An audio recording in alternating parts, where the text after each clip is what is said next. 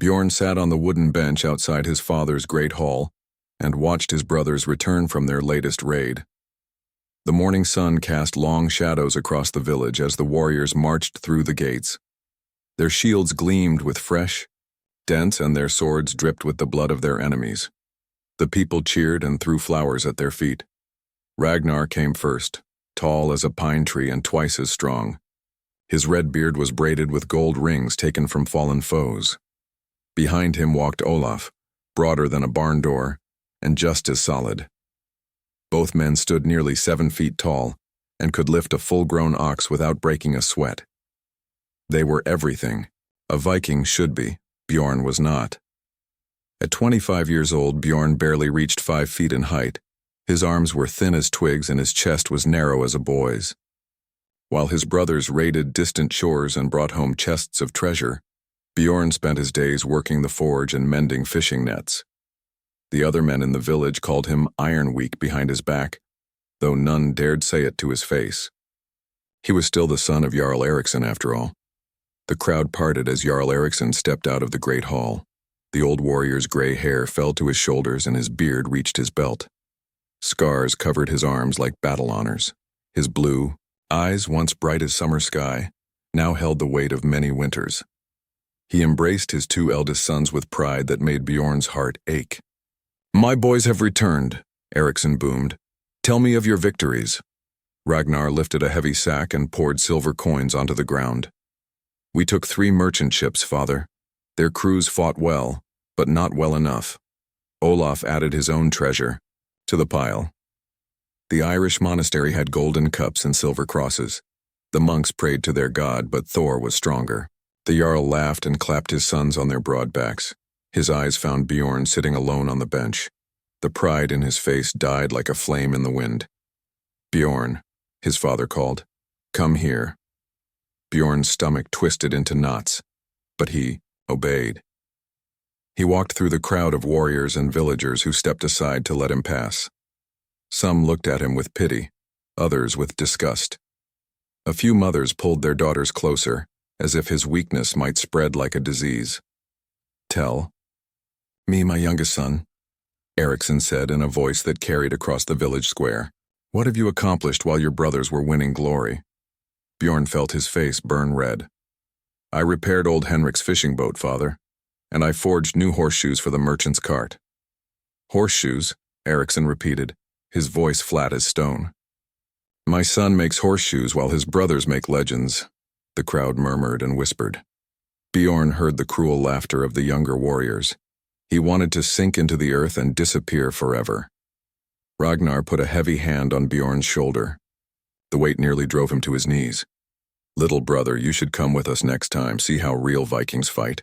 "He would only slow us down," Olaf said with a cruel grin.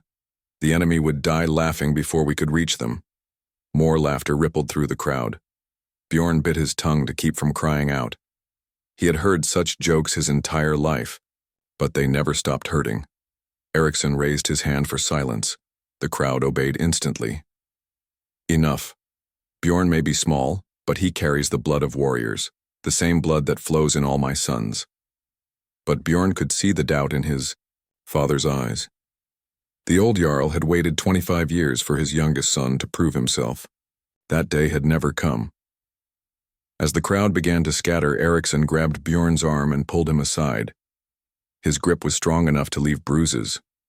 "Walk with me," the Jarl commanded. They left the village behind and climbed the hill that overlooked the fjord. The water stretched out like a blue mirror, reflecting the white clouds above. Ships dotted the horizon like seabirds floating on the waves. "Do you know what our enemies call us?" Eriksson asked as they reached the hilltop. "The Iron Bear clan," Bjorn answered. "And do you know why?" Bjorn nodded. "Because we are strong and fierce, because we fear nothing and no one." "That is right," his father said. "For 300 years, the Iron Bear clan has been the strongest in all the northern lands. Our warriors are feared from Ireland to the eastern kingdoms. Our name brings terror to our enemies and pride to our friends." The old man turned to face his son. His blue eyes were hard as winter ice. "But what happens when a clan's bloodline grows weak?" What happens when the next generation cannot carry on the old ways? Bjorn felt his heart sink into his boots. He knew where this talk was leading. Other clans will see our weakness. Eriksson continued. They will challenge us for our lands, our wealth, our honor. The Iron Bear will become a joke instead of a legend. Father, Silence! Eriksson's voice cracked like thunder. I have been patient with you, boy. I told myself that you would grow stronger with time, that the warrior's blood would wake up in your veins, but I was wrong. Bjorn stared at the ground, unable to meet his father's disappointed gaze. You are 25 years old and still unmarried, Eriksson said. No father in this village will give his daughter to a man who cannot protect her. No woman wants a husband weaker than herself. I know, Bjorn whispered. The winter solstice is 3 months away, his father continued. If you cannot find a wife by then, I will cast you out of the clan. You will take nothing but the clothes on your back and never return. The words hit Bjorn like a warhammer to the chest. To be cast out of the clan meant death.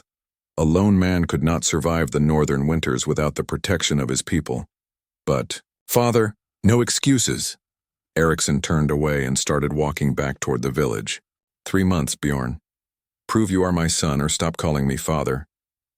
Bjorn stood alone on the hilltop as the sun began to set. The sky turned red as blood, and the wind carried the scent of coming winter.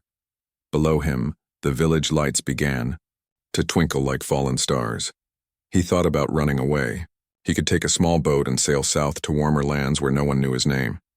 But even as the thought crossed his mind, he knew he could never do it. This village was his home. These people were his family, even if they did not want him. 3 months to find a wife. 3 months to prove he deserved the name Eriksson. 3 months to save his life. Bjorn pulled his thin cloak tighter around his shoulders and started the long walk home. The path ahead seemed darker than the night itself, but he had no choice but to follow it. Somewhere out there was a woman who might accept him as a husband. He just had to find her before the winter cold found him first. The forge would be cold when he returned, and tomorrow would bring another day of whispers and sideways glances. But tonight, for the first time in his life, Bjorn Ironweak had a real purpose. He might be the weakest Viking in the clan, but he was not ready to give up the fight. 2 weeks passed like storm clouds across the sky. Bjorn spent his days asking every unmarried woman in the village to be his wife. The answers were always the same. No, thank you, said Ingrid, the baker's daughter. She did not even look up from her bread. I would rather marry a goat, laughed Helga, whose father owned the largest farm. My daughter deserves better, said Astrid's mother when he asked about the fisherman's girl. By the end of the 2nd week, Bjorn had asked every single woman between 15 and 40 years old. Not one of them would have him. Some were polite about it. Others were cruel.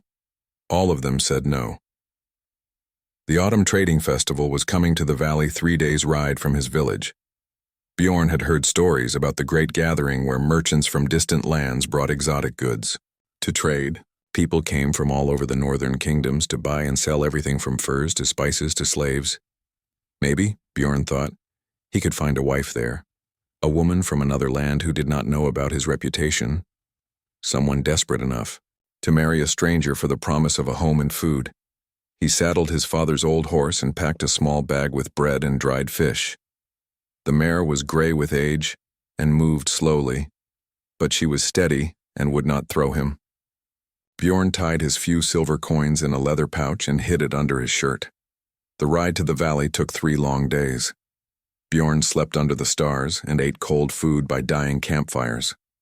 On the 3rd morning, he crested a hill and saw the festival, spread out below him like a colorful blanket thrown across the ground. Hundreds of tents and stalls filled the valley floor. Smoke rose from cooking fires and the smell of roasted meat made his mouth water. People moved between the stalls like ants, buying and selling and arguing over prices. Bjorn could hear a dozen different languages being spoken at once. He rode down into the chaos and tied his horse to a post near the edge of the festival. No one paid attention to one more small man in travel-stained clothes. For once, being forgettable was a good thing. Bjorn wandered through the stalls, looking at goods he could never afford. Silk cloth from the eastern kingdoms, spices from lands beyond the Great Sea, weapons forged by master smiths. Beautiful women walked past with their fathers or husbands, but none of them looked at him twice. As the sun reached its highest point, Bjorn found himself near the slave markets. He did not like this part of the festival. The sight of men and women in chains made his stomach sick, but he had heard that sometimes poor families sold their daughters to merchants who would find them husbands in other lands. Maybe he could make a deal. That was when he heard Harold the merchant cursing loud enough to wake the dead. 7 feet tall and strong as an ox, Harold was saying to anyone who would listen. But what am I supposed to do with her? No man wants a wife who can break him in half. Bjorn moved closer to listen. Harold was a fat man with gold rings on every finger and a purple cloak that cost more than most people made in a year. He stood outside a large tent, waving his hands in the air like an angry bird. She was payment for a debt, Harold continued. Her clan chief owed me money and gave me his niece instead. But now I am stuck with her. She eats enough food for 3 people and scares away my customers. A crowd had gathered to hear Harold's complaints. Most of the men were laughing at his problem. A few made jokes about giant women that made Bjorn's ears burn. Why not sell her in the slave market? Asked a bearded warrior with gold arm rings.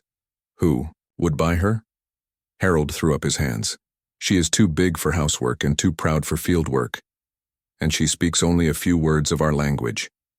No, I am cursed with this burden, until I can find someone foolish enough to take her off my hands. Bjorn felt his heart start to beat faster. A woman no one else wanted. A woman desperate enough to marry anyone who offered her a home. This might be his only chance. He pushed through the crowd until he stood in front of Harold. The merchant looked down at him with surprise. What do you want, little man? Harold asked.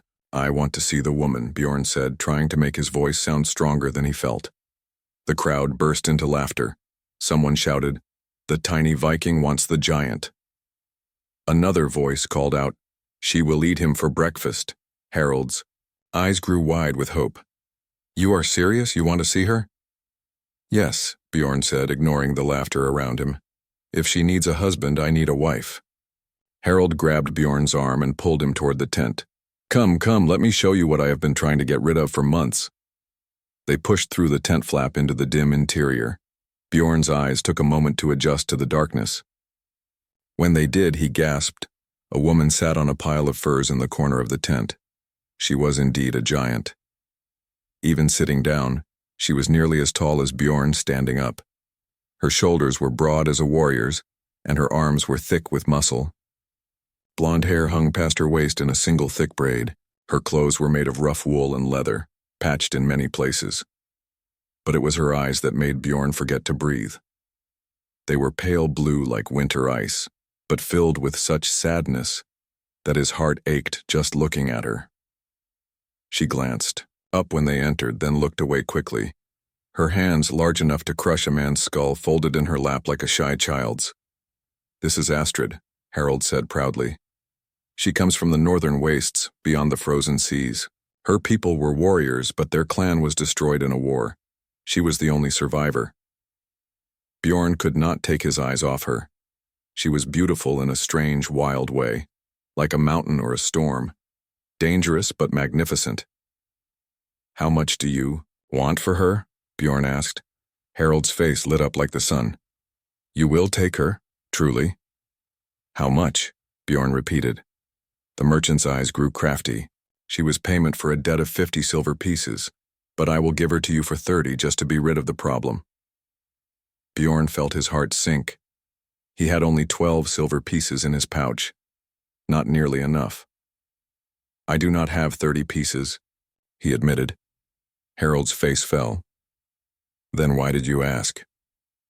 I have 12 pieces of silver, Bjorn said quickly, and I can work off the rest. I am a skilled blacksmith. I can make whatever you need. The merchant stroked his beard, thinking. The woman, Astrid, watched them talk about her as if she were a horse being sold. Her face showed no emotion, but Bjorn saw her hands clench into fists. What kind of work? Harold asked. Anything, Bjorn said desperately. Weapons, tools, horseshoes, jewelry. I can work with any metal. Harold was quiet for a long moment. Outside the tent, the sounds of the festival continued. People laughed and argued and made deals that would change their lives. Very well, Harold said finally. 12 silver pieces now, and you will make me 20 iron spear points before you leave. Good quality, mind you. If I am not satisfied, the deal is off. Bjorn's hands shook as he pulled out his coin pouch. Agreed. He counted out the 12 silver pieces into Harold's greedy hands. The merchant bit each coin to make sure it was real, then grinned like a wolf. Excellent. She is yours, little man, and may the gods help you. For the first time since they entered the tent, Astrid looked directly at Bjorn. Her pale blue eyes studied his face as if she were trying to read his thoughts. He wondered what she saw there. Fear? Hope? Desperation? Slowly, carefully, Bjorn approached her. She was even larger up close. Her head would come up to his chest when she stood. Her hands could probably snap his neck without effort. Hello, he said softly in the Norse tongue. I am Bjorn. She tilted her head, clearly not understanding most of his words, but she seemed to recognize his name. Bjorn, she repeated in a voice like distant thunder. He pointed to himself. Bjorn. Then he pointed to her. Astrid? She nodded once. Astrid. It was a start. Bjorn turned back to Harold, who was already counting his silver coins. I will need a forge to make your spear points, Bjorn said. There is a smith 2 streets over who will rent you space, Harold replied without looking up. When you are finished, come find me. I will be here for 3 more days. Bjorn nodded and turned back to Astrid. She was still watching him with those sad, cold eyes. He wondered what she was thinking. Did she understand what had just happened? Did she know she was now his wife, for better or worse? He held out his hand to her. After a moment's hesitation, she took it. Her fingers were rough with calluses and strong enough to crush his bones, but her touch was gentle. Come, he said, hoping his tone would carry the meaning his words could not. We go. Astrid stood up and Bjorn had to crane his neck to look at her face. She was magnificent and terrifying, like a goddess of war who had stepped down from the heavens. The top of his head barely reached her shoulders. What had he done? How could he bring this giant woman home to his village? What would his father say? What would his brothers do? But as they walked out of the tent together, Bjorn felt something he had not felt in years. Hope. For the first time in his life, he had found someone who might be as lost and lonely as he was. Maybe, just maybe, they could help each other find a place to belong. Bjorn led Astrid through the crowded festival to find the blacksmith Harold had mentioned. People stopped and stared as they passed. Some pointed and whispered to their friends. Others moved quickly out of their way, as if the giant woman might step on them by accident. Astrid walked with her head down, her shoulders hunched as if she were trying to make herself smaller. It did not work. She was still taller than every man they passed and broader than most warriors. But Bjorn could see the shame in her posture, the way she tried to hide from the staring eyes. He knew that feeling well. He had spent his whole life being stared at for being too small. Now he walked beside someone who was stared at for being too large. In a strange way, it made him feel less alone. The blacksmith's shop stood at the edge of the festival grounds. Smoke poured from the chimney and the sound of hammer on anvil rang through the air. A short, thick man with arms like tree trunks worked at the forge. His name was Gunnar, and he had the look of someone who had been making iron into useful things for many years. I need to rent your forge for a day, Bjorn told him. I have to make 20 spear points. Gunnar looked up from his work and wiped sweat from his forehead. His eyes moved from Bjorn to Astrid and back again. His mouth fell open. By Thor's hammer, Gunnar whispered, is that your woman? She is my wife, Bjorn said, trying to sound more confident than he felt. Gunnar walked around Astrid like a man studying a prize horse. I have never seen a woman so large. Where did you find her? The northern wastes, Bjorn replied. Will you rent me your forge or not? 5 copper pieces for the day, Gunnar said, still staring at Astrid. And I want to watch you work. I have heard that the people of the frozen lands know special ways to work iron. Bjorn paid the copper pieces and rolled up his sleeves. He had brought his own hammer and tongs from home. The familiar weight of the tools in his hands made him feel better. This was something he knew how to do well. As he worked, heating iron in the fire and shaping it into sharp points, people gathered to watch. Word had spread through the festival about the tiny Viking and his giant wife. Soon there was a crowd of 50 people pressed around the forge. Look how small he is next to her, someone shouted. She could break him like a twig, called another. What kind of man marries a mountain? Laughed a third. Bjorn tried to ignore the comments, but his face burned red with shame. He could feel Astrid standing behind him, silent as a stone.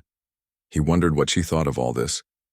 Did she understand enough of their language to know they were being mocked? As the day wore on, more people came to see the strange couple.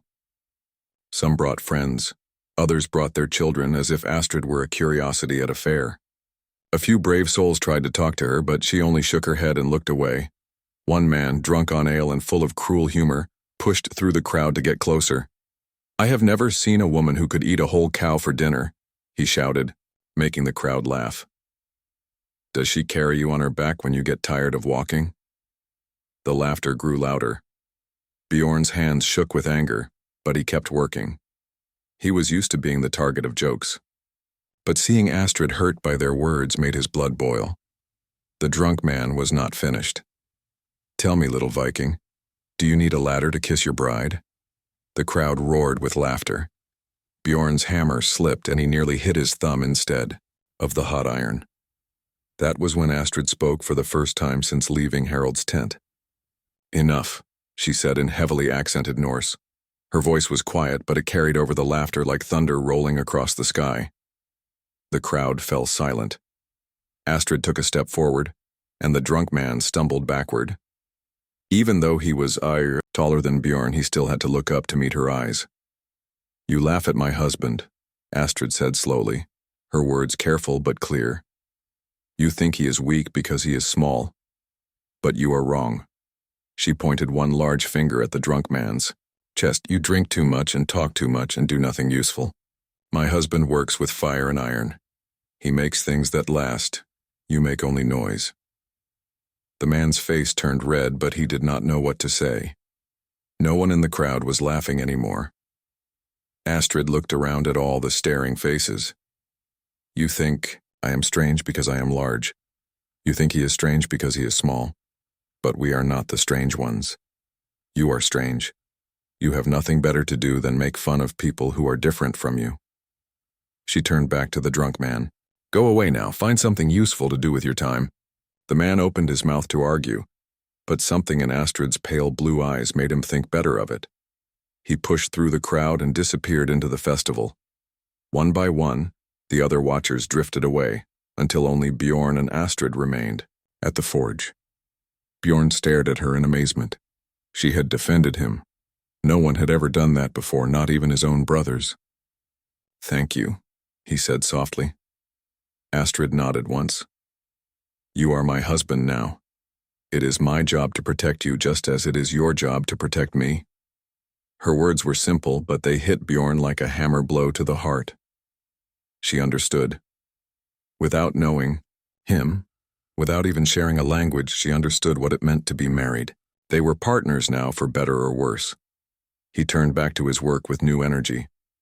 The spear points took shape under his hammer, each one sharp and true. Astrid watched him work, and he could feel her eyes on him like warmth from the fire. As the sun began to set, Bjorn finished the last spear point. 20 perfect iron points, each one balanced and deadly. Gunnar examined them with a critical eye and nodded his approval. Good work, the blacksmith said. Clean and sharp. Harold will be pleased. Bjorn gathered up the spear points and wrapped them in a piece of leather. Astrid helped him pack his tools, her large hands moving with surprising gentleness. When everything was ready, They walked back through the festival to find Harold. The merchant was eating dinner outside his tent when they arrived. Roasted chicken and fresh bread covered a small table along with a jug of wine. Harold looked up with surprise when he saw them. "Finished already?" he asked. "Let me see what you have made." Bjorn unwrapped the spear points and laid them out. On the table, Harold picked up each one, testing the weight and sharpness. His eyebrows rose higher with each point he examined. "These are excellent," Harold said finally. "Better than I expected. You have real skill, little man." Relief flooded through Bjorn. The deal was complete. Astrid was truly his wife now. "Where? Will you go now?" Harold asked as he gathered up the spear points. "Home," Bjorn said. "Back to my village." Harold looked at Astrid, who stood quietly beside her new husband. "And you, giant woman? Are you ready to leave this place?" Astrid considered the question for a long moment. When she spoke, her words were soft but clear. "I have no other place to go," she said. "This man has given me a chance for a new life. I will follow him wherever he leads." Harold nodded and took a long drink of wine. "Then I wish you both good fortune. May your marriage bring you happiness." As they walked away from Harold's tent, Bjorn felt the weight of what he had done settling on his shoulders. In one day he had spent all his money and gained a wife. But what kind of wife? And what would happen when they reached his village? He looked up at Astrid, who walked beside him with long, steady steps. Her face was calm, but he could see uncertainty in her eyes. She was taking as big a risk as he was, maybe bigger. At least he was going home. She was going to a place where she knew no one and did not speak the language well. "Are you afraid?" he asked her as they reached his horse. Astrid considered the question. "Yes," she said finally, "but I have been afraid for a long time. Fear is an old friend to me now." Bjorn untied his horse and looked at the old mare. She was not strong enough to carry both of them, especially with Astrid's size. "You can ride," he said to his wife. "I will walk." Astrid shook her head. "We both walk. The horse carries our things." And so they began the long journey home. Bjorn led the horse while Astrid walked beside him. Neither of them spoke much, but the silence was not uncomfortable. They were both lost in their own thoughts about what lay ahead. As they left the festival behind and took the mountain path toward home, Bjorn wondered if he had made the right choice. He had solved one problem, but probably created 10 more. His father would be angry. His brothers would mock him. The whole village would stare and whisper. But when he looked at Astrid walking steadily beside him with her head held high, he felt something he had never felt before. Pride. Not in himself, but in the woman who had chosen to trust him with her future. Whatever happened next, they would face it together. The first stars were appearing in the darkening sky when they made camp for the night. Tomorrow they would continue their journey toward an uncertain future. But tonight, for the first time in his life, Bjorn Ironweek was not alone. The journey home took 3 days. Bjorn and Astrid walked through mountain passes and deep forests, sleeping under the stars and sharing what little food they had. Each night they made camp on opposite sides of their small fire. Each morning, they packed their few belongings and continued walking toward Bjorn's village.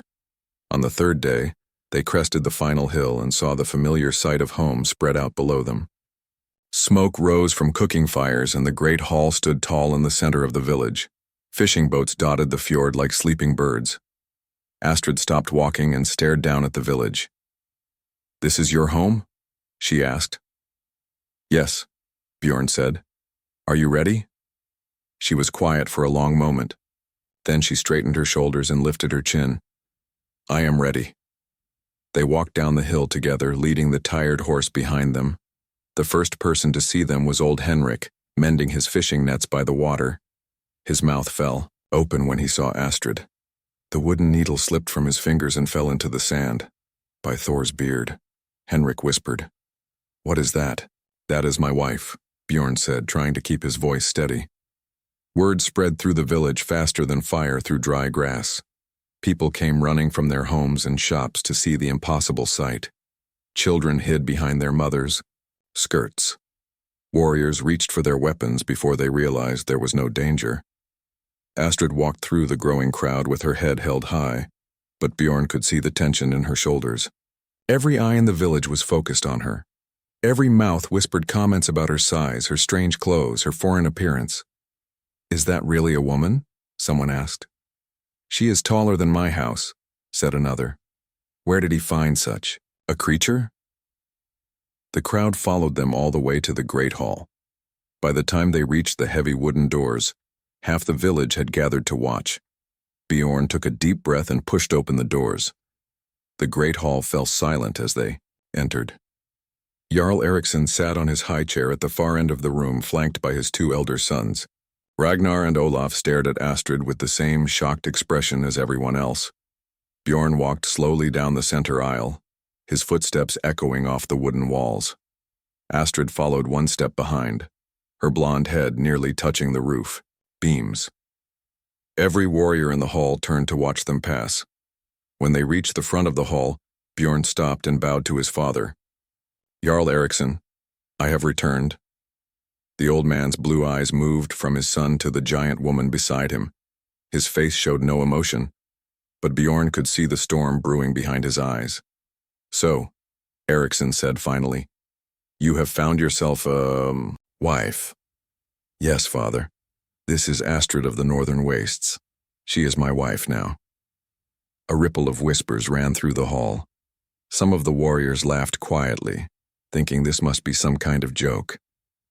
Others looked worried, as if Astrid might suddenly go mad and start killing people. Ragnar stood up from his seat beside their father. His red beard shook with suppressed laughter. "Little brother, I think you misunderstood our advice. When we said you needed a wife, we meant a normal-sized one." The hall erupted in laughter. Even some of the servants giggled behind their hands. Bjorn felt his face burn with shame, but he forced himself to stand straight. Olaf joined in the mockery. "What happens when you want to kiss her? Do you climb a ladder?" More laughter filled the hall. Bjorn clenched his fists, but he knew better than to challenge his brothers. They would crush him like an insect. But Astrid had no such fears. She took a step forward, and her movement was so sudden and powerful that the laughter died instantly. Even sitting down, Ragnar had to look up to meet her eyes. "You laugh at your brother," she said in her careful Norse. "But he is braver than you." The hall fell silent as a tomb. No one had ever spoken to Ragnar like that, especially not a woman. Ragnar's face darkened with anger. He stood up slowly, his hand moving to the sword at his side. "What did you say to me, giant?" "I said you are not as brave as your brother," Astrid repeated calmly. "You travel with many warriors to fight your battles. He traveled alone to find a wife. You take what you want by force. He earned what he needed with honest work. Who is really stronger?" The tension in the hall was thick enough to cut with a knife. Ragnar's hand closed around his sword hilt. For a moment, Bjorn thought his brother might actually draw his weapon. But Jarl Eriksson raised his hand, and the gesture stopped Ragnar cold. The old man stood up from his chair and walked slowly down the steps until he stood in front of Astrid. Even Eriksson, tall and broad as he was, had to look up to meet her eyes. He studied her face for a long moment, as if trying to read her thoughts. "You speak our language," he said finally. "Some," Astrid replied. "I learn more each day. And you chose to marry my son?" Astrid glanced down at Bjorn, then back at the Jarl.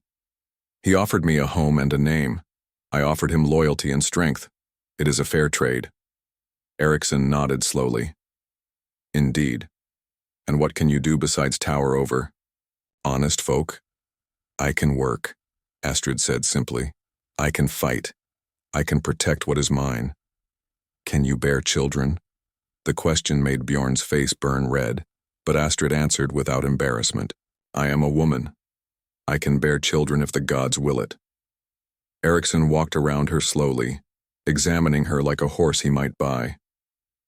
"You are very large," he said. "Yes." "And very strong?" "Yes." "Strong enough to break my son in half if you chose." "Two?" Astrid looked down at Bjorn again. Something soft passed across her face. "I would never hurt him. He is my husband now. His safety is my responsibility. The Jarl completed his circle and stopped in front of her again. Very well. You may stay. But understand this, giant woman. In my village, wives obey their husbands, and husbands answer to me. If you cause trouble, I will have you driven out into the winter cold. Do you understand? I understand, Astrid said. Eriksson turned to his youngest son. And you, Bjorn? You have found yourself a wife, as I commanded. But marriage is only the beginning. Now you must prove you can be a husband and a provider. This woman will need food and shelter and clothing. Can you give her these things? Yes, father, Bjorn said, hoping it was true. We shall see. Eriksson returned to his seat. The feast is over. Everyone back to your work. The crowd began to disperse, but the whispers and stares continued. Bjorn led Astrid out of the great hall and toward the small house that had been his home since childhood. It was barely large enough for one person, let alone two, and one of those two was larger than most men. The house had one room with a sleeping alcove, a small fireplace, and a wooden table with two chairs. Astrid had to duck her head to fit through the doorway. Once inside, she could not stand up straight without hitting the roof beams. It is small, Bjorn said apologetically. Astrid looked around the tiny space. I have slept in smaller places, she said. I have slept outside in the snow. This is a palace compared to some places I have been. She sat down on the edge of the bed, and the wooden frame creaked under her weight. Bjorn worried it might break, but it held. Where will you sleep? She asked. Bjorn pointed to the floor near the fireplace. There, I have blankets. Astrid shook her head. The bed is big enough for both of us. We are married now. Married people sleep in the same bed. Bjorn's face turned red again. We do not have to. I mean, you do not have to. I know, Astrid said gently. You are not like the men who owned me before. You do not take what you want by force. But we can share the bed without sharing our bodies. I trust you. Those last 3 words hit Bjorn harder than any blow his brothers had ever given him. She trusted him. This strong, fierce woman who could break him like a twig trusted him to be gentle and honorable. A knock at the door interrupted his thoughts.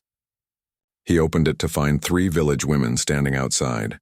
Sigrid the weaver, Ingrid the baker's daughter, and Helga from the large farm. All 3 looked nervous but determined.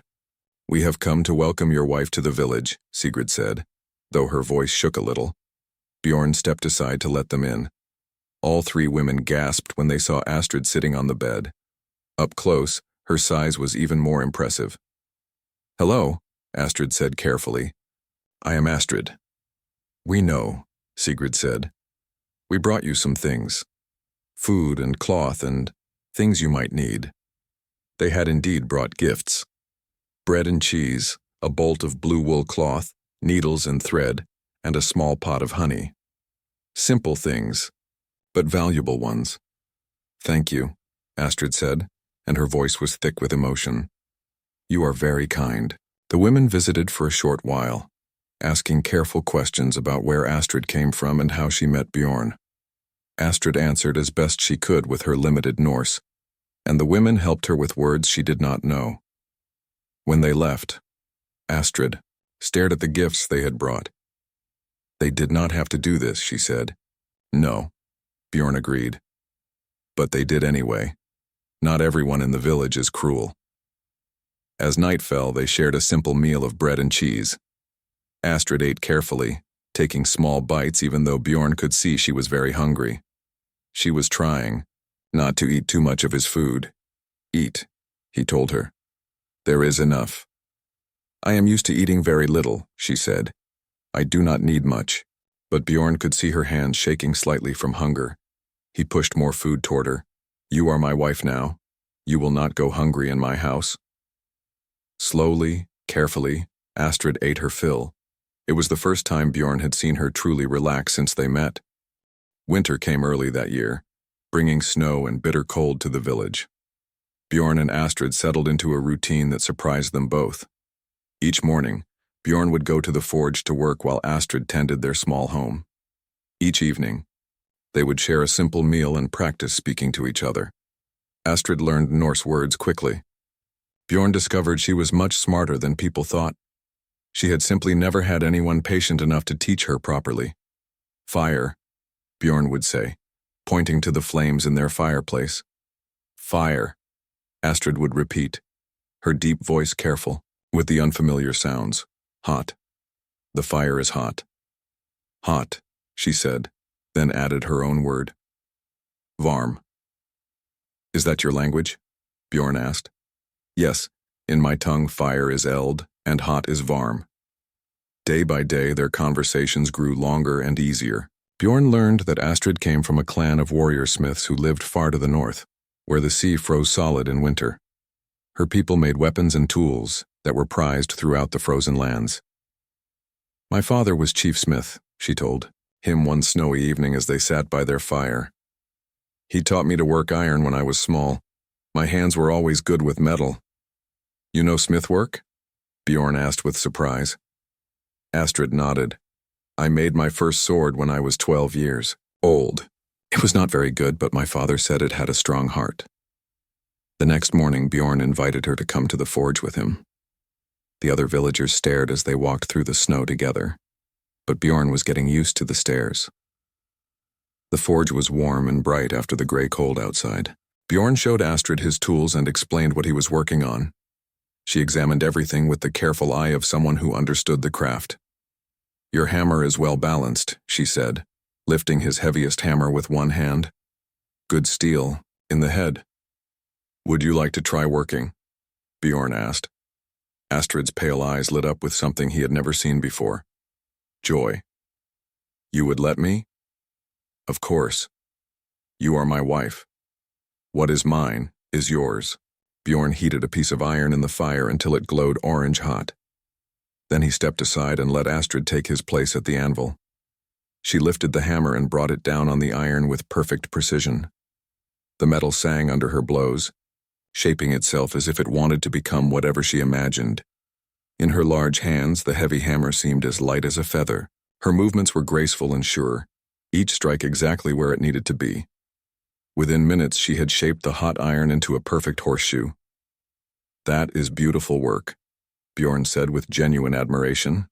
Astrid smiled, and it was the first real smile he had seen from her. It transformed her entire face, making her look younger and less sad. I have missed this, she said softly. Working with fire and metal makes me feel like myself again. From that day forward, they worked together in the forge. Astrid's strength and skill amazed everyone who saw her work. She could shape iron that would have taken Bjorn an hour to manage in just a few minutes. But more than that, she had an artist's eye for beauty. The knife handles she carved were works of art. The horseshoes she made fit each animal perfectly. When old Henrik asked for new fishing hooks, she crafted them with such precision that he caught more fish in one day than he usually caught in a week. Word of her skill spread quickly through the village. People who had whispered cruel things about her size began to speak of her talent instead. Orders for her work started coming in faster than she could fill them. But it was not just her smith work that impressed people. Astrid proved useful in many ways. When a heavy beam fell and trapped a man beneath it, she lifted it easily while others pulled him to safety. When wolves threatened the village livestock, she stood guard all night with nothing but a spear, and the wolves found easier prey elsewhere. The village women slowly began to accept her too. At first, they had been afraid to approach her, but they discovered that despite her size and strength, Astrid was gentle and kind. She helped carry heavy loads of laundry to the stream. She shared her knowledge of herbs and healing that she had learned in the north. When children got hurt playing, she tended their scrapes with hands soft as feathers. One evening in late winter, as Bjorn and Astrid worked side by side at the forge, she began to tell him about her past. The story came out slowly, like blood from a deep wound. My clan was not large, she said as she shaped a piece of silver into a delicate bracelet. Maybe 300 people. We lived in the mountains where the ice never melts. What happened to them? Bjorn asked gently. Astrid's hammer strokes slowed. Raiders came in the spring. Men from the south who wanted our iron and our gold. We fought them for 3 days. She stopped working and stared into the fire. I was the only one left alive when it ended. The raiders thought I might be useful. So they kept me. They sold me to a slave trader who sold me to another who sold me to Harold. Bjorn felt sick thinking about what she must have endured. I am sorry, he said. For 2 years I was owned by different masters, Astrid continued. Some were cruel. Some were kind. But all of them saw me as a thing to be used, not a person, to be respected. She looked at him then, her pale blue eyes reflecting the firelight. You are the first man who has ever asked what I wanted, instead of simply taking what you needed. That night, as they lay in their bed with the wind howling, outside, Bjorn found the courage to ask the question that had been weighing on his heart. Do you regret it? He said quietly. Marrying me, I mean. Coming to this place where you are still a stranger? Astrid was quiet for so long that he thought she might have fallen asleep. When she finally spoke, her voice was soft as falling snow. Before I met you, I thought I would die in chains, she said. Every morning I woke up wishing I had died with my family. Every night I prayed to the gods to let me join them in the next world. She turned over to face him in the darkness. But you gave me something I had forgotten. Hope. You gave me a home and a name and work that I love. You treat me like a partner, not a possession. You gave me something too, Bjorn said. Before you came, I was the weakest man in the village. People laughed at me and pitied me. But with you beside me, I feel strong. Not because of my muscles, but because of my heart. They lay in comfortable silence for a while, listening to each other breathe. Outside, the winter storm raged, but inside their small home, they were warm and safe. Bjorn? Astrid said. Yes? I think I am beginning to love you. The words hit him like a lightning bolt. No one had ever said those words to him before. His heart hammered in his chest as he tried to find the right response. I think I am beginning to love you too, he whispered back. It was not the wild passion of the old stories. It was something quieter and deeper, like a friendship that had grown into something precious and rare. They had started as strangers brought together by desperation.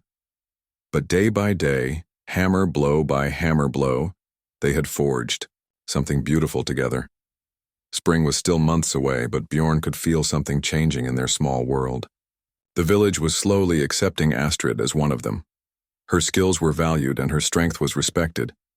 Most importantly, she was no longer the sad, broken woman he had found in Harold's tent.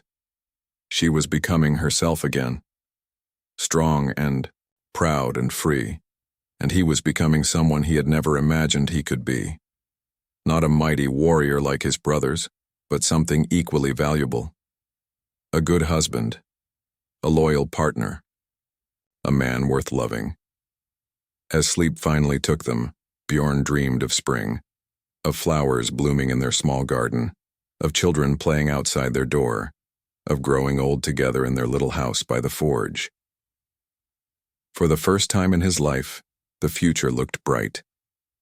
Spring came slowly to the village, melting the snow and filling the air with the promise of warmer days.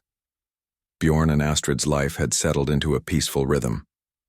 Their forge produced the finest metalwork in 3 villages, and even Jarl Eriksson had begun to speak approvingly of his youngest son's marriage. But peace, as any Viking knows, never lasts long.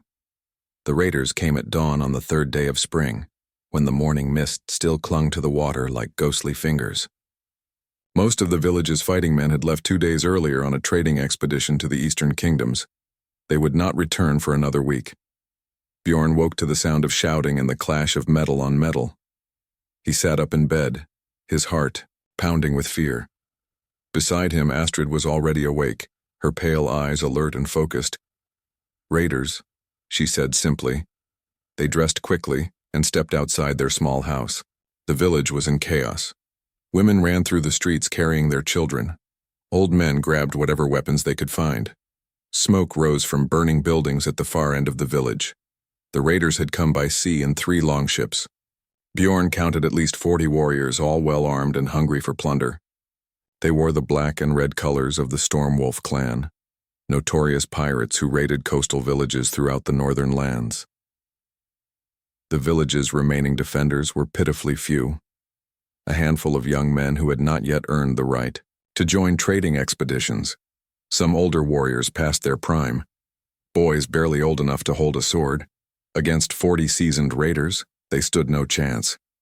Bjorn watched in horror as the raiders cut through the first line of defense like a scythe through wheat. Young Olsen, the baker's son, fell with a spear in his chest.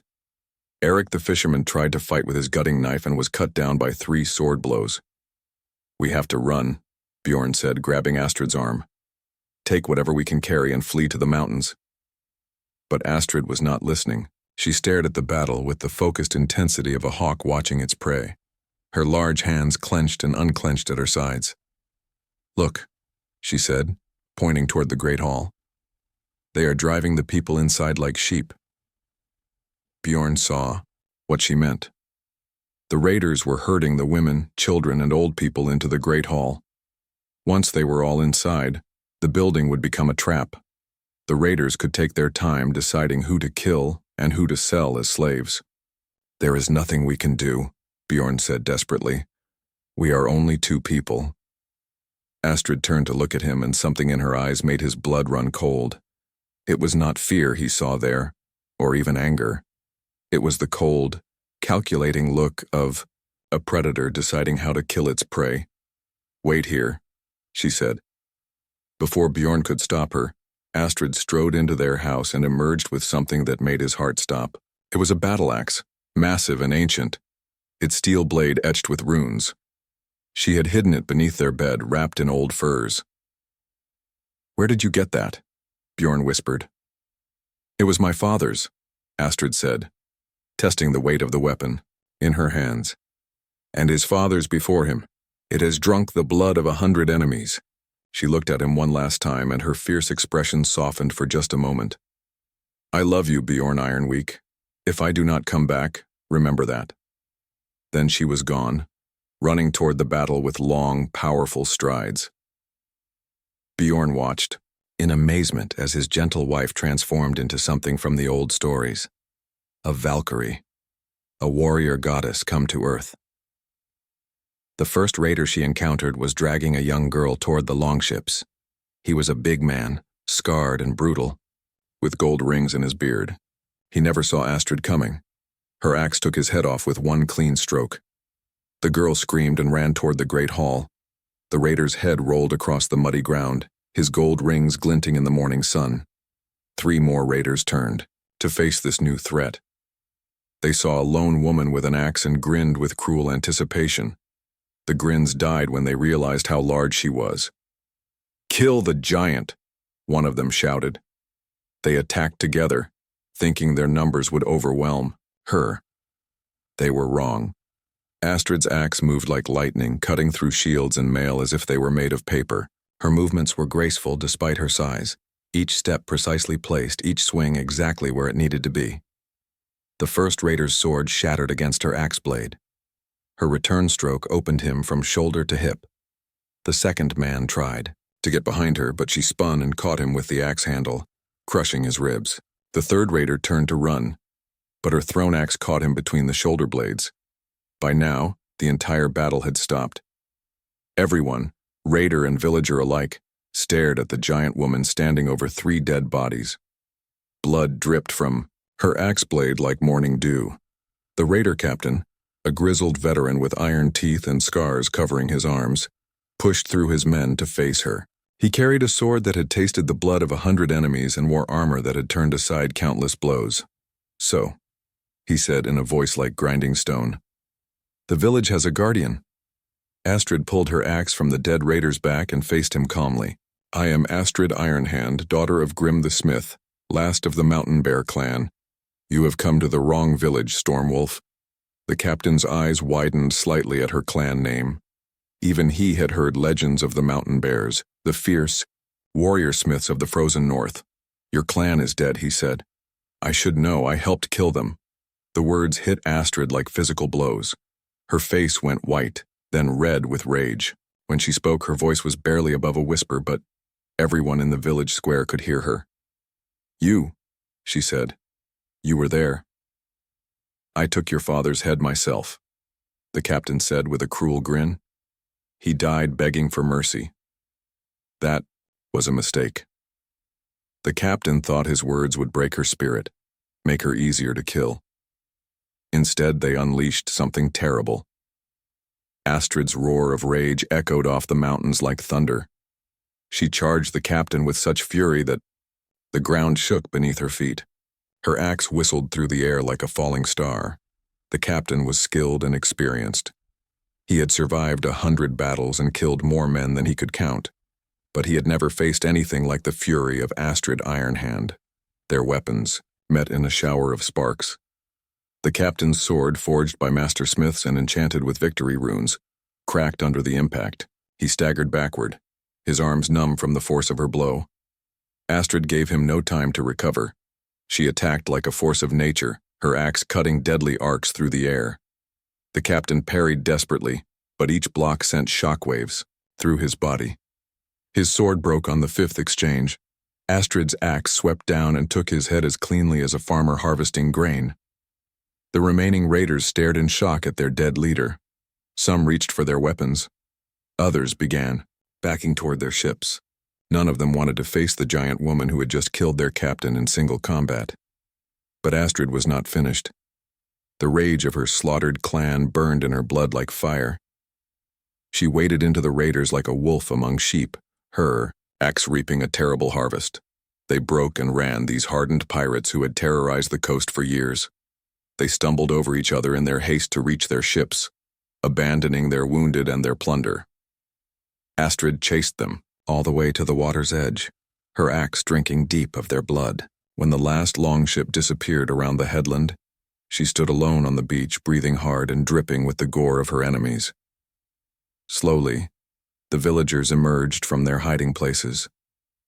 They approached her carefully, as if she might turn on them next.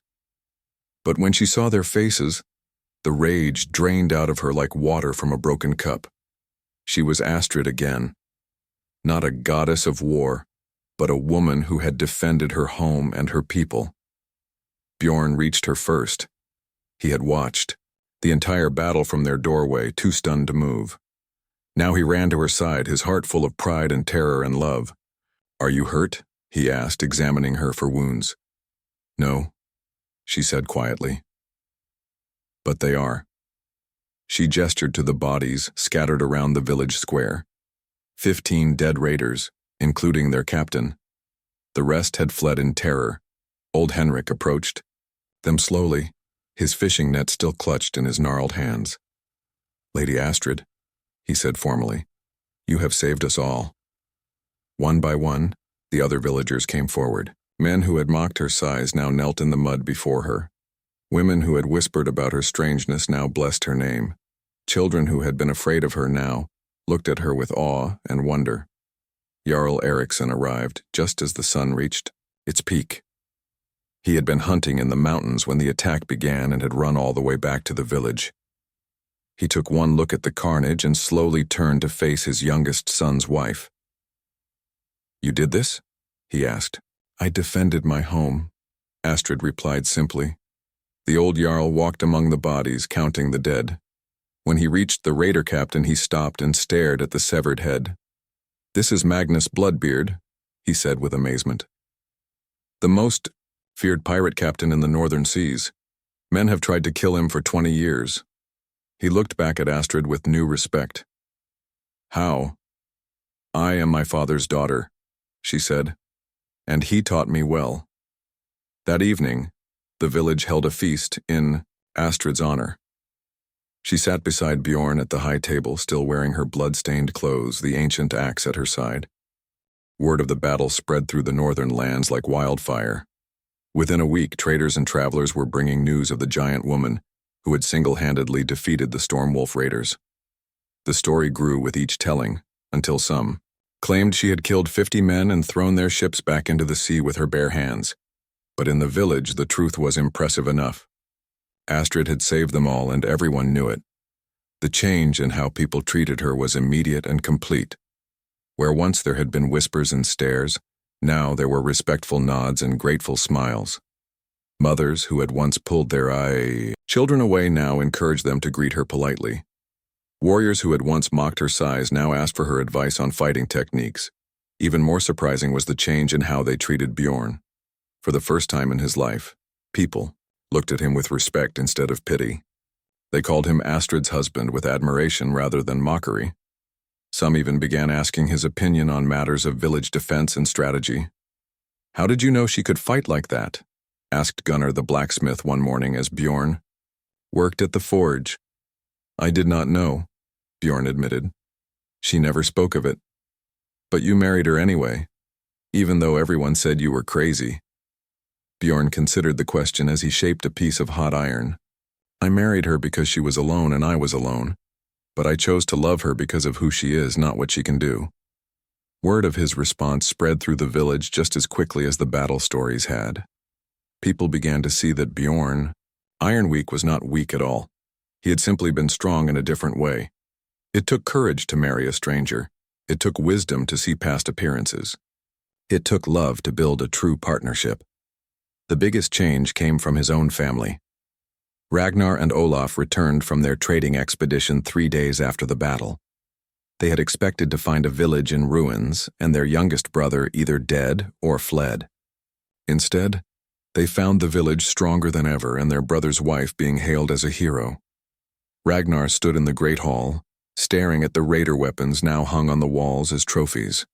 His red beard trembled with emotion, though whether it was anger or admiration, Bjorn could not tell. 15 men, Ragnar said slowly. She killed 15 trained warriors by herself, including Magnus Bloodbeard, Olaf added, his own voice filled with awe. "We have been trying to hunt him down for years." Jarl Eriksson sat in his high chair, watching his elder sons struggle with this new reality. For their entire lives, they had been the strongest warriors in the village. Now their tiny brother's giant wife had accomplished something they had never managed. "She has brought great honor to our clan," the Jarl said carefully. "The Iron Bear name will be spoken with even more respect now." That evening, Ragnar approached Bjorn outside the forge. For the first time since childhood, the big man looked uncertain. "Brother," Ragnar said slowly, "I owe you an apology." Bjorn looked up from the sword he was sharpening, surprised. Ragnar had never apologized for anything in his life. "I mocked you for being small," Ragnar continued. "I called you weak and worthless, but I was wrong." He gestured toward the village where people still gathered to tell stories of the great battle. "You found something I never could. A true partner. Someone who makes you stronger than you ever could be alone." "She makes me want to be better," Bjorn said simply. "And you make her want to belong somewhere," Ragnar replied. "That is the greatest strength of all." The brothers embraced for the first time since they were children.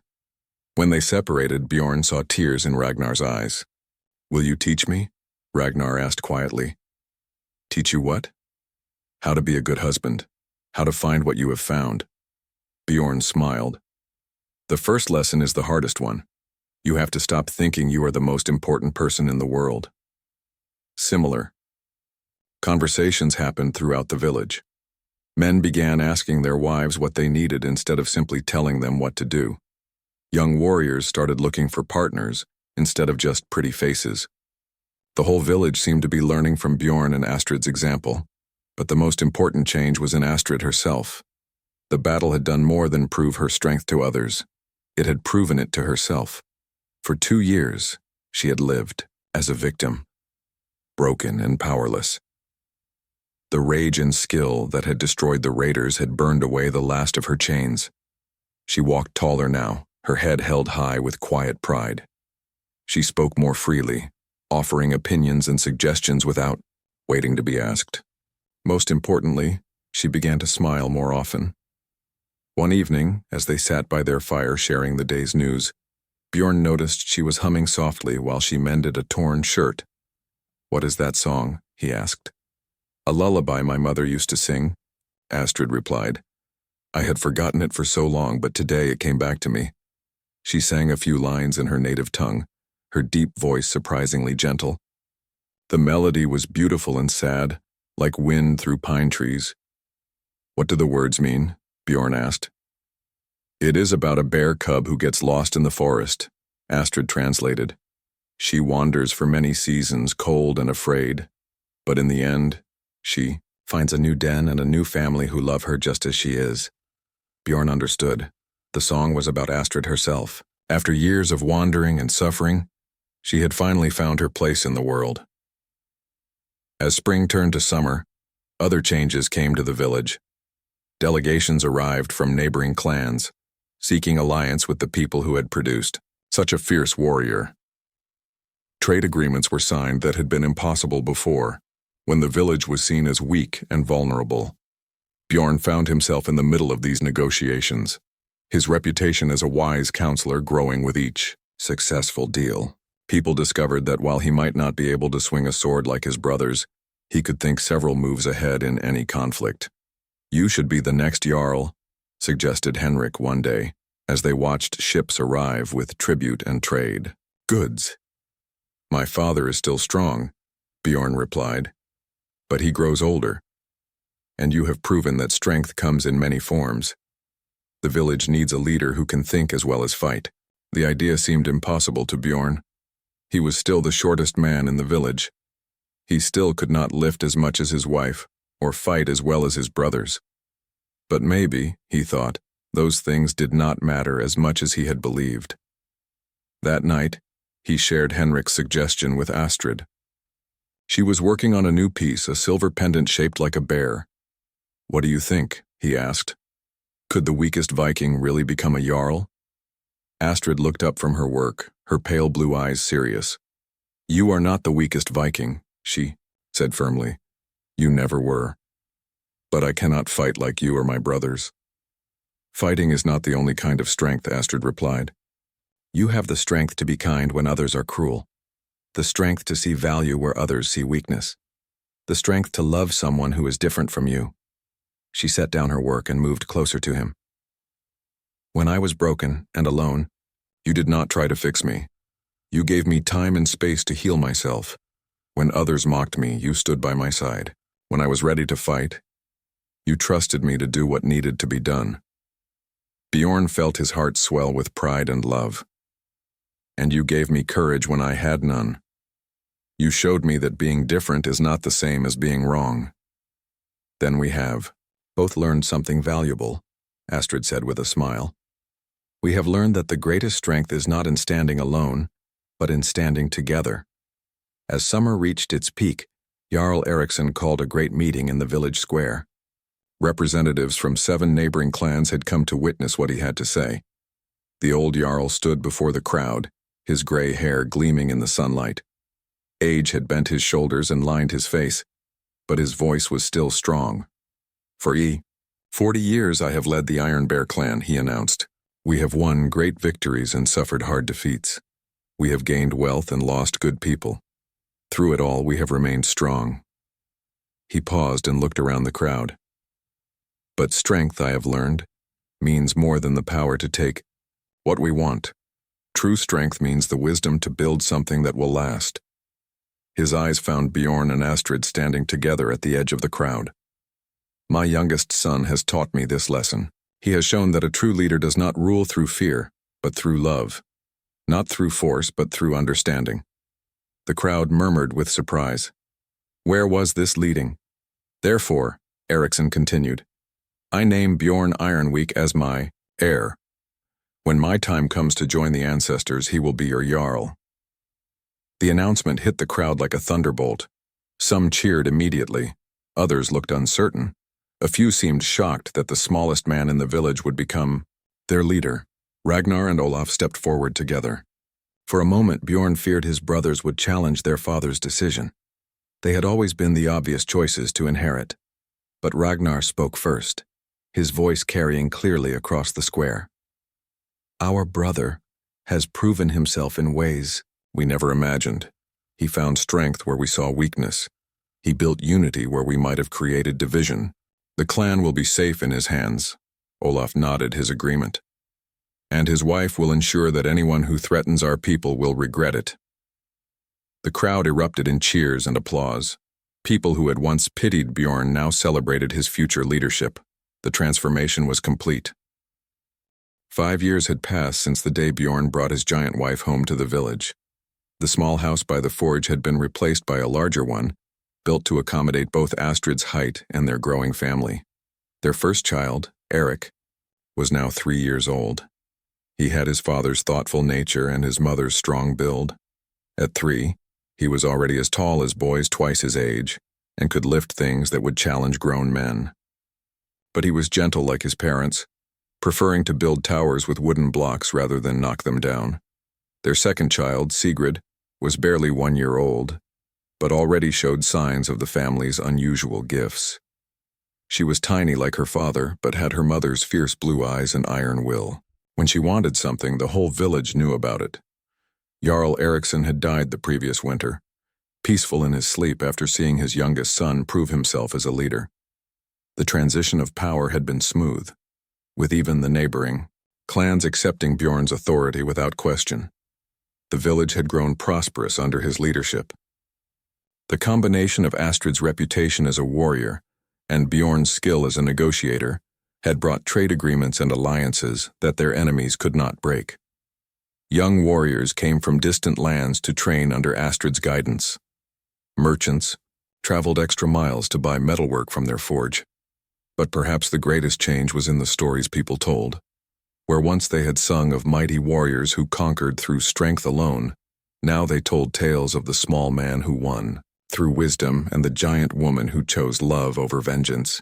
Children grew up hearing about Bjorn and Astrid's courtship, their partnership, and their triumph over those who would have destroyed their home.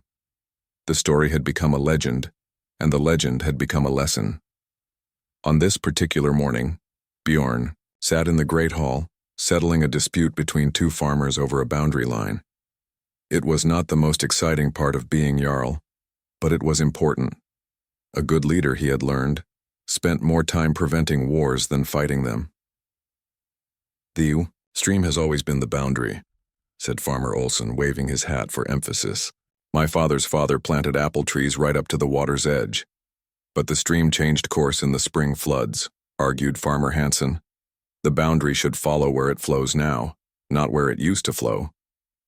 Bjorn listened patiently to both sides, asking questions and examining the rough map they had drawn on a piece of bark. The solution when it came to him was simple. The boundary stays where it was originally drawn, he decided. But Hansen may graze his sheep on the land between the old course and the new course, paying Olsen 1 silver piece each summer for the privilege. Both farmers thought about this for a moment, then nodded their agreement. Olsen got to keep his land and received payment for the use of it. Hansen got the extra grazing he needed for his growing flock. Everyone left happy. This was the kind of leadership Bjorn had developed over the years. Not the dramatic, sword-swinging heroics of the old stories, but the quiet wisdom that kept people fed, safe, and working together. As the farmers left, Astrid entered the hall carrying little Sigrid on her hip. Even in a simple dress and apron, she looked magnificent. Motherhood had softened some of her sharp edges, but she was still clearly a woman who could break a man in half if she chose to. "How did the boundary dispute go?" she asked, settling beside him on the bench. Like most problems, it had a simple solution once everyone stopped shouting long enough to think about it, Bjorn replied, tickling Sigrid under the chin. The baby giggled and grabbed his finger with a grip that would have made grown men wince. "And how went your morning?" he asked. 3 young warriors arrived from the eastern kingdoms, Astrid said. "They want to train in what they call the Iron Hand style of fighting. I told them they could stay if they helped with the harvest, and promised not to pick fights with the local boys." The Iron Hand style had become famous throughout the northern lands. It combined traditional Viking combat techniques with the precise, powerful methods Astrid had learned from her father. Warriors who mastered it were sought after as bodyguards and military advisors. "Did you tell them the most important lesson?" Bjorn asked with a smile. "That the best fight is the one you never have to have?" Astrid replied. "Of course. Though, I think they were disappointed. They came expecting to learn how to kill more efficiently, not how to avoid killing at all." Little Eric came running into the hall, his wooden sword clutched in his small hands. He had been practicing with the village boys as he did every morning. "Papa, Mama," he called excitedly. "I beat Magnus in the sword circle." Magnus was the blacksmith's son, 2 years older than Eric and much bigger. For Eric to defeat him was quite an accomplishment. "How did you do it?" Bjorn asked, lifting his son onto his lap. "I remembered what Mama taught me," Eric said proudly. "I did not try to be stronger than him. I was faster and smarter instead." Astrid ruffled her son's hair with obvious pride. "Size is not everything, little bear. Your mind is your best weapon." As they sat together in the great hall, surrounded by the comfortable sounds of village life, Bjorn reflected on how much had changed. The shy, desperate man who had bargained for a wife at a trading festival was gone, replaced by someone he barely recognized, a leader, a father, a man at peace with himself. "Do you ever regret it?" he asked Astrid quietly. "Giving up the chance for a normal life with a normal husband?" Astrid shifted little Sigrid to her other arm and considered the question seriously. "What is normal?" she asked finally. "Is it normal for a woman to be sold like livestock? Is it normal for a man to be mocked for being different? Is it normal for people to live their whole lives without ever finding someone who truly understands them?" She took his hand in her free one. "If that is normal, then I am glad we are not normal. I would rather have one day of this strange, wonderful life than a lifetime of what others call normal." A commotion outside the hall interrupted their conversation. Voices were calling Bjorn's name with urgency. He quickly handed Eric to Astrid and went to investigate. A messenger had arrived, his horse lathered with sweat from hard riding. The man wore the colors of the Raven's Wing clan, allies who lived 3 days' journey to the south. "Jarl Bjorn," the messenger gasped, still catching his breath. "I bring word from Chief Thorson. The Bloodaxe clan has united with the Sea Wolves. They march on our lands with 200 warriors." Bjorn felt his stomach clench with worry. The Bloodaxe clan had been enemies of the Iron Bears for generations. If they had allied with the Sea Wolves, it meant serious trouble. "How long do we have?" he asked. 4 days, maybe 5 if the weather turns bad," the messenger replied. Bjorn's mind raced through the possibilities. The Iron Bears could field, perhaps 80 warriors counting the young men and older fighters. Against 200, those odds were not good, even with Astrid's skills and reputation. "Rest yourself and your horse," he told the messenger. "Food and drink will be brought to you." He turned to find Astrid standing behind him, having heard every word. Her face was calm, but he could see the warrior's calculation in her eyes. "What are you thinking?" she asked. "I am thinking we cannot win this fight with swords alone," Bjorn replied. "We need to be smarter than they are." He called for his war council to meet immediately. Ragnar and Olaf came, along with the village's other experienced warriors. But Bjorn also invited people others might not have thought to include. Henrik the fisherman, who knew every current and tide in the fjord. Gunnar the blacksmith, who understood how metal behaved under stress. Even old Sigrid the weaver, who had a mind like a trap for details. 200 warriors, Bjorn announced to the assembled group. "Coming to take our land, our wealth, and our freedom. How do we stop them?" The traditional answers came first. Meet them in battle. Build stronger walls. Send for help from allies. All good ideas, but not enough against such numbers. Then Astrid spoke up. "They expect us to fight like Vikings," she said. "Shield walls and honor duels and glorious charges. What if we do not give them what they expect?" "What do you mean?" asked Ragnar. "I mean we fight like mountain bears," Astrid replied.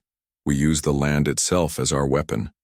The plan that emerged from that meeting was unlike anything attempted in Viking warfare before. It combined Bjorn's strategic thinking with Astrid's combat experience and the specialized knowledge of people who had lived on this land all their lives. Instead of meeting the enemy in open battle, they would use the narrow mountain passes to their advantage. Henrik would use his knowledge of tides to flood certain approaches at just the right time. Gunnar would prepare special weapons designed for the specific terrain they would be fighting on. Every person in the village, from children to grandparents, would have a role to play. It was not the Viking way. It was something new. something that honored both courage and cleverness, strength and wisdom. 3 days later, when the Bloodaxe clan and their allies arrived expecting easy conquest, they found something they had never encountered before, a people united not just by blood or tradition but by shared purpose and mutual respect. The battle, when it came, lasted only 1 day, but the legend it created would last forever. Years later, when bards sang of the victory, they would call it the day the mountains themselves rose up to defend the Iron Bears.